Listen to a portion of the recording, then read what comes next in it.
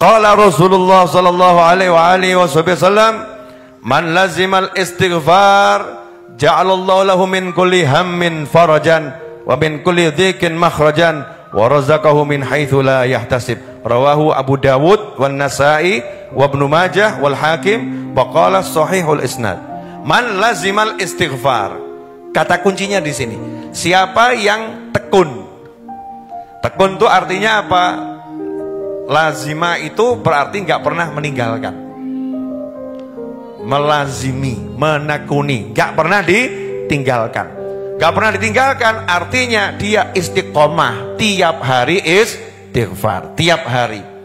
Berarti ada angka tertentu, yang udah dia jadikan ini yang aku lazimkan. Seperti Sayyidina Abu Hurairah radhiyallahu taala anhu. Dikatakan Sayyidina Abu Hurairah itu setiap mau tidur, saya agak lupa ya, itu istighfar 1000 kali atau 10.000 kali setiap mau tidur. Setiap mau tidur, gak pernah ditinggalkan. Nah kita kalau mau tidur, istighfar sekali saja udah luar biasa itu. Astagfirullah. Tapi ternyata satu kali juga belum. Ya, satu kali juga belum. Istighfar mau tidur itu kan berat ya. Ini bisa istiqomah. Kalau saya nggak salah angka 1000 kali itu. Lah kalau sahabat ngitung, kok kita gaya nggak mau menghitung. Harus ada yang kita hitung. Perkara yang lain, ini yang wajibnya saya mau 100 istighfar. Lebihnya nggak saya hitung, monggo. Tapi harus ada lazimnya, yang ditekuni. Kalau itu dijalankan ada hasilnya. Man lazimal istighfar, siapa yang tekun istighfar, ja'alallahu lahu. Ingat ya, ini pakai kalimat ja'alallahu lahu. Allah menjadikan untuknya. Jadi fa'ilnya siapa? Pelakunya siapa? Allah. Berarti yang turun tangan langsung siapa ini? Allah. Ja'alallahu lahu min kulli hammin farajan. Apapun yang menyebabkan dia suntuk, apapun itu, Allah akan jadikan untuknya penghapus kesuntukannya. Wah, enak atau gak enak? Jadi nggak usah kayak orang kurang hiburan. Aku mau apa, hiburan apa ya ini ya, biar suntukku hilang. Itu berarti kurang istighfar itu. Karena kalau orang rajin istighfar, nggak sempat menghibur diri, sudah dihibur sama Allah Ta'ala. Caranya Allah menghibur tuh ya macam-macam. Kadang di jalan waktu lewat tiba-tiba kok nonton truk tulisannya aneh-aneh gitu kan. Terus terhibur ya, sumpeknya hilang. Kadang-kadang waktu jalan kok lihat orang yang tingkahnya lucu, sumpeknya jadi hilang. Kadang-kadang lagi duduk, datang tamu kok wajahnya menyenangkan, sumpeknya hilang. Caranya Allah itu ya caranya Allah, nggak bisa dipikir. Jadi nggak ada kata kurang hiburan, nggak ada. Selalu dihibur sama Allah Subhanahu wa Ta'ala. Siapa itu? Orang yang tekun istighfar. Makanya nggak ada judulnya wali Allah itu khauf sama sedih, nggak ono. La khaufun alaihim walahum yahzanun. Nggak ono sedih kemudian takut. Wali Allah nggak ada seperti itu. Kenapa? Nah karena selalu dihibur. Contoh ibunya Nabi Musa alaihissalam. Ibunya Nabi Musa alaihissalam. Wah ini diterusnya panjang ini. Ibunya Nabi Musa itu anaknya kan dilepas ke sungai, betul ya? Ke sungai Nil, dimasukkan dalam peti, ditutup. Nggak tahu tuh oksigennya bertahan berapa lama ya. Nggak ada tabung oksigen juga, ditutup, dihanyutkan ke sungai. Kemungkinan besar kan mati tenggelam. Nggak jelas nanti ditemukan siapa. Tapi kenapa kok bisa tenang menghanyutkannya? Karena dikasih tahu sama Allah, nanti kami akan mengembalikannya kepadamu. Kami akan mengembalikannya kepadamu. Allah udah ngasih tahu duluan. Nah itulah para wali, tidak bisa sumpek karena udah dikasih tahu sama Allah Subhanahu wa Ta'ala. Memang peristiwanya begini, tapi nanti ujung-ujungnya kamu akan begini. Dikasih tahu oleh Allah Ta'ala. Ada yang nyata lewat ilham, ada yang lewat mimpi, atau ada orang lain yang diberi mimpi untuk disampaikan, sehingga dia terus merasa tenang. Nah itu salah satu caranya Allah Subhanahu wa Ta'ala. Ini siapa yang tekun istighfar, sumpeknya model apapun, ja'alallahu lahu, Allah akan menjadikan untuknya solusi. Clear? Nah, siapa yang di sini masih suka sambat sumpek-sumpek? Ya, maksudnya bukan sama saya, mungkin ngomong sama istrinya, sumpek aku. sumpek aku. Sehingga kalimat yang dikonsumsi istri tiap hari kata sumpek aku, sumpek aku, sumpek aku. Istri juga gitu, ngomong ke suami, sumpek aku, sumpek aku. Seorang pria berkata pada temannya, sumpek aku, sumpek aku. Konsumsi sumpek. Manusia yang ahli konsumsi kata sumpek berarti kurang istighfar dalam dirinya. Tidak punya apa namanya sistem istighfar yang tekun tiap hari. Itu yang pertama.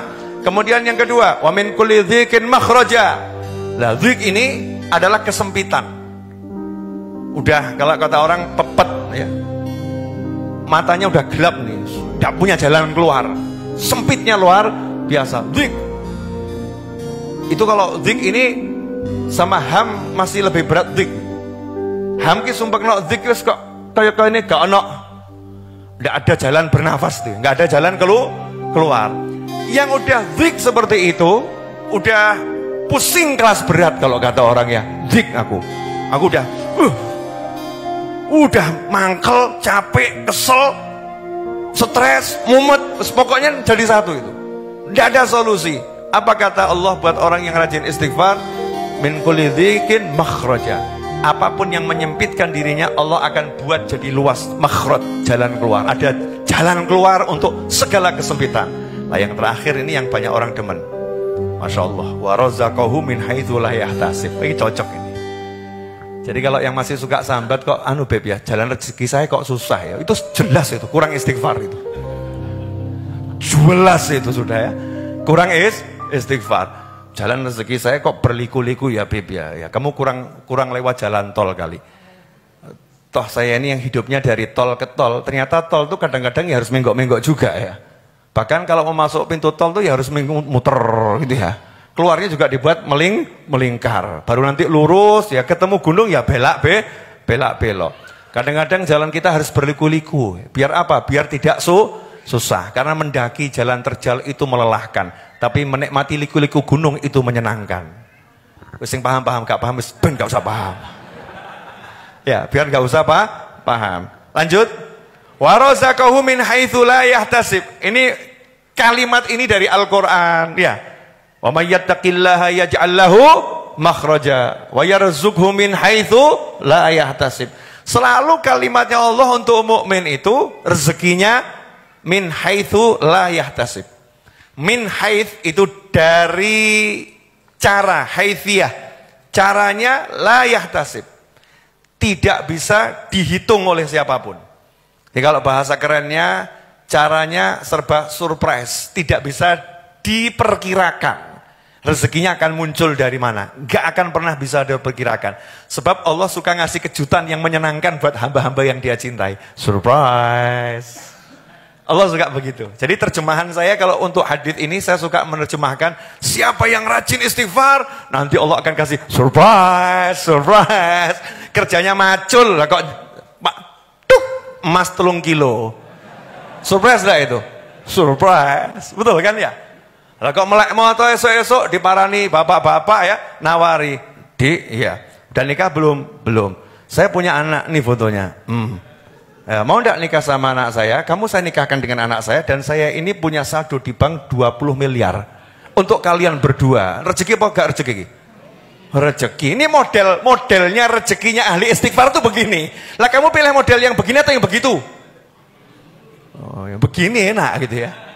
Lo kerja tetap kerja, usaha tetap usaha, tapi banyak surprise di jalanan gitu, kan asik. Ke pasar ya ke pasar, ke kebun ya ke kebun, tapi Allah kasih surprise. Caranya apa? Man lazimal istighfar, tekun istighfar. Lah masalahnya setan itu paham ini. Setan itu paham ini, iblis itu paham ini. Ini kalau diamalkan oleh umat manusia, umatnya Nabi Muhammad SAW, iblis layu nangis kabeh. Maka iblis buat tim khusus anti istighfar.